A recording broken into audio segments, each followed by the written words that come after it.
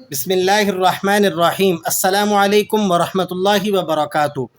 ناظرہ، قرآن مجید پڑھنے والے حضرات یعنی وہ لوگ جو قرآن مجید کو دیکھ کر پڑھتے ہیں، اگر وہ تھوڑی سی کوشش اور محنت کر لیں تو وہ بہتر انداز میں قرآن مجید کی تلاوت کر سکتے ہیں۔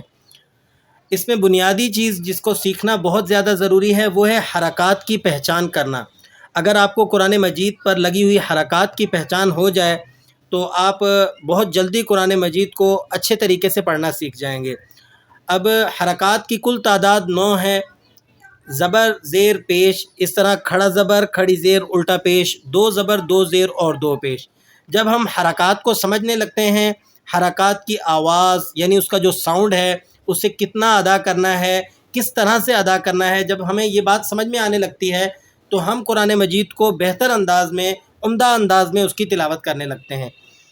تو آج کی ویڈیو، آج کا سبق جو ہے وہ بالخصوص قرآن مجید کو دیکھ کر پڑھنے والے حضرات کے لیے ہے۔ تو سورہ بقرہ سے ہم ابتدا کرتے ہیں اور ہم نے انشاءاللہ اسے سلسلہ وار لے کر چلنا ہے۔ تو جو ہمارے اس سبق میں ہمارے ساتھ شامل ہونے والے حضرات ہیں ان سے ہماری درخواست ہے کہ وہ بلا ناغہ یومیہ کی بنیاد پر ہمارے سبق کو سنتے رہیں۔ انشاءاللہ قرآن مجید میں بہت جلد ان کی امپرومنٹ اور بہتری آنا شروع ہو جائے گی۔ بسم اللہ الرحمن الرحیم۔ الف لام میم۔ اب یہاں پر لام اور میم دونوں پر مد لگا ہوا ہے، تو ان دونوں میں آپ نے مد کی جو مقدار ہے اسے ایک جیسا رکھنا ہے۔ بسا اوقات کیا سننے میں آتا ہے، بعض لوگ مثلاً پڑھ لیتے ہیں الف لام میم، تو میم کو کھینچتے نہیں ہیں۔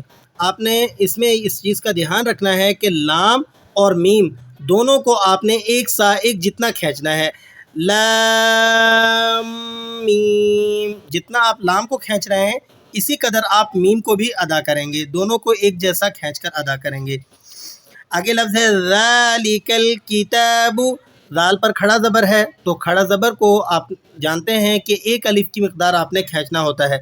ذالک الکتاب، لام کی زیر ہے تو آپ اسے کھینچیں گے نہیں۔ ذالک الکتاب، کاف کو لام سے ملاتے وقت، جوڑتے وقت اکثر لوگ غلطی کرتے ہیں کہ اسے ہلا کر پڑھ دیتے ہیں ذالک الکتاب، تو آپ نے کاف کو لام سے جب جوڑ کر پڑھنا ہے تو اسے ہلانا نہیں ہے۔ ذالک الکتاب، کتاب کاف زیر کی ہے، تا پر کھڑا زبر ہے تو آپ اسے کھینچیں گے نہیں۔ کتاب کاف زیر کی اسے کھینچ دیتے ہیں۔ کتاب اور تا کا کھڑا زبر ہے تو اسے ایک الف تک کھینچ لیں گے۔ ذالک الکتاب لا ریب فیہ، لا ریب فیہ، لام کے بعد الف لگا ہوا ہے تو آپ اسے ایک الف تک کھینچ لیں گے۔